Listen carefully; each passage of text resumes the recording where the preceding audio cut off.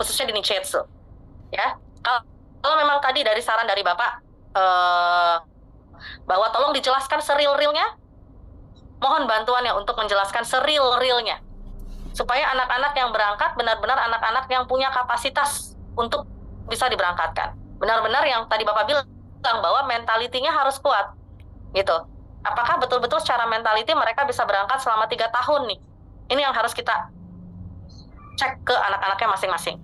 Boleh Karena ditambahkan? kalau Nanti ya mangga Pak. setelah ibu aja deh. Ya, jadi minta tolong karena ini bukan hanya pekerjaan dari kami dari SO saja Pak.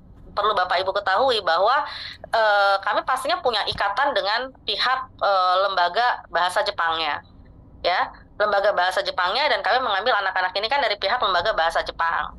Kami melakukan mensetsu, wawancara dengan rekomendasi anak-anak ini, gitu. Nah, kami juga tidak menyalahkan YSI pastinya, tidak sama sekali menyalahkan YSI, tetapi kami hanya mau bahwa ada upgrading ke depannya sebelum kita melakukan mensetsu, mungkin dari company profile, pekerjaan mereka kira-kira apa, itu benar-benar bayangannya mereka akan ngapain, itu benar-benar udah terlihat.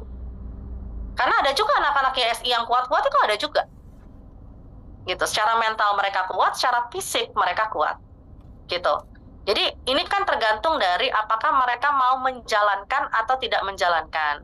Yang kebetulan kedua anak ini ketika mereka menjalankan, oh nggak sesuai nih dengan apa yang di benak saya sebelumnya, dengan apa yang di pikiran saya sebelumnya. Maka mereka kemarin lebih bilang, Sensei saya mau sekolah, saya mau kuliah Sensei. Seperti itu. Nah, mungkin nanti dari pihak kita juga nanti harus bikin cuy nih. Siapa-siapa aja nih anak-anak yang tetap punya keinginan untuk kuliah, untuk sekolah. Di tahun kapan mereka akan kuliah atau sekolah? Supaya kita bisa ada limitasi bagi anak-anak yang kita loloskan. Gitu. Sebelum kita arahkan mereka ke mensetsu. Gitu. Karena kalau begini, benar-benar, ya saya sama Pak Edi dapatnya komplain terus, Pak, dari pihak Jepang. Jadi kami juga tidak berharap belas kasih, tapi kami juga mohon dipahami bagaimana tekanan mental kami menghadapi anak-anak yang secara naluri Pak ya. Kami ibu, Pak Edi juga punya anak, kami orang tua gitu. Secara naluri ketika anak-anak ngomong kayak gitu, kami nggak bisa pungkirin, kami pun punya rasa kasihan Pak. Anak-anak kami dalam kondisi yang seperti itu. Tetapi di sisi lain kami juga harus mempertahankan apa yang kami sedang kerjakan saat ini Pak. Dan ada anak-anak lain yang mungkin secara mentality dan secara fisik mereka udah kuat, udah siap, tapi akan ada keterlambatan pemberangkatan akibat adanya keputusan ini. Itu adalah konsekuensi yang nanti akan kami otomatis akan kami pertimbangkan sebagai next step yang akan kami lakukan dari OSIN sendiri, Pak. Mangga Pak, tadi silakan mau dilanjutkan. Oh ya, ya terima kasih. Ya kami pun dengan kondisi yang tadi sampaikan terakhir itu, ya mohon maaf kalau memang ada kondisi seperti itu yang terjadi atau yang terjadi pada pihak OSIN atau YSI ya. Ya mungkin tadi benar sih, perlu ada evaluasi terhadap pri ya sebelum keberangkatan. Satu diantaranya juga Bu, kalau menurut saya ini terkait bahasa. Jadi memang alhamdulillah kalau Rizky Fauzan ini anak saya itu secara bahasa bagus ya. Jadi dia bahkan beberapa kali menjadi guidance buat anak-anaknya, kan setelah ini ada yang baru tuh, walaupun bukan sih guidance untuk interaksi dengan orang Jepangnya gitu ya, dengan pekerja Jepangnya. Ya termasuk ketika kemarin pembicaraan dengan Kumiai kan memang orang Kamboja atau mana ya, tapi dalam bahasa Jepang ya. Iya. Dan terakhir juga dengan Saconya langsung dan manajernya langsung.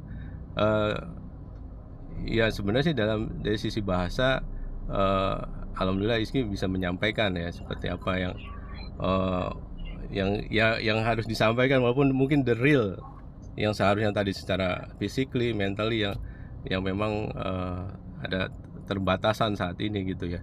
Tapi secara bahasa emang diperlukan itu kesanggupan untuk bahasa, karena bulian ya, kalau bisa dibilang bulian bulian terhadap mereka itu memang ada, realnya ada. Iski juga mengalami rasis, bulian. Ini kita buka aja. Jadi sampai kepada Iski pernah apa?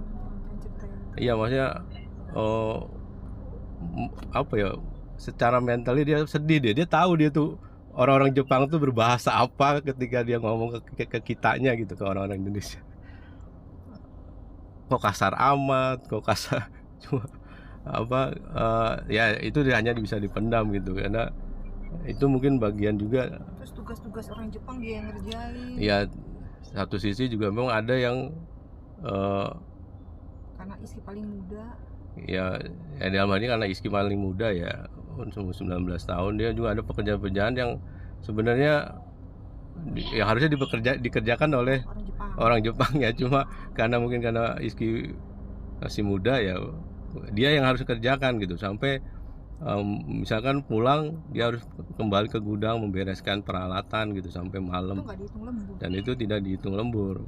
Pulang dari Gemba, misal Gembanya ada di pernah Gembanya juga di Okayama sih, cuma di pesisir gitu. Beberapa kali sih itu ya, sampai harus pulang malam gitu, karena harus membantu membereskan pekerjaan lain orang Jepang yang di gudang gitu. Ya kondisi itu ya Iski secara itu mental ya udah kita jalani, cuma kan itu menurut saya bukan dari desk job dia juga pahami, tapi kok begini amat gitu loh. Jadi ini juga mungkin diantara salah satu masukan ya mungkin ya ke lembaga. Jadi apa ya, tolong ditekankan juga jam kerjanya kan sudah ini ya, sudah tentu ya. Saya pulang jam 5 udah pulang.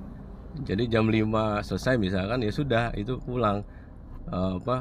Kadang pulang jam 5 pun memang dari tempat kerja Gemba gitu, bukan kemudian kan diawali dari gudang, berangkat terus kembali ke gudang lagi gitu ya, misalnya sebelum ke Gemba, dari Gemba. Jadi bukan balik ke Gemba itu jam 5, enggak, tapi jam 5 itu selesai di Gemba ya, memang seperti itu mungkin ya aturan. Tapi kan kembali dari Gemba kemudian ke apartemen itu bisa, apalagi di gudang biasanya yaitu beberapa kali, sering sih Rizky bilang ya diperbantukan untuk pekerjaan tambahan yang ya itu nggak masuk ini sih, nggak masuk hitungan lembur ya.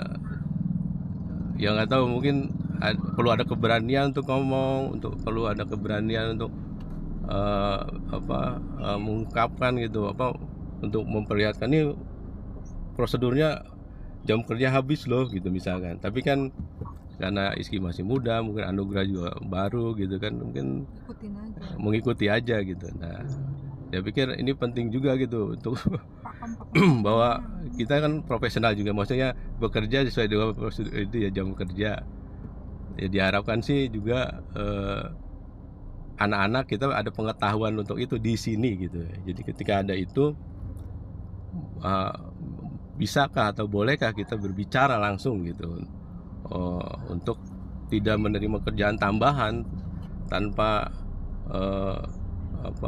tanpa diplankan gitu loh. Seperti kalau dilemburkan, ada pernah Iski dilemburkan, oh nanti kamu pulangnya ini ya, karena memang lembur gitu. Ya lembur ya itu tapi seringkali yang ada beberapa yang rekan kerja yang harus membereskan di gudang itu yang meminta dia untuk membantu sehingga dia pulang malam.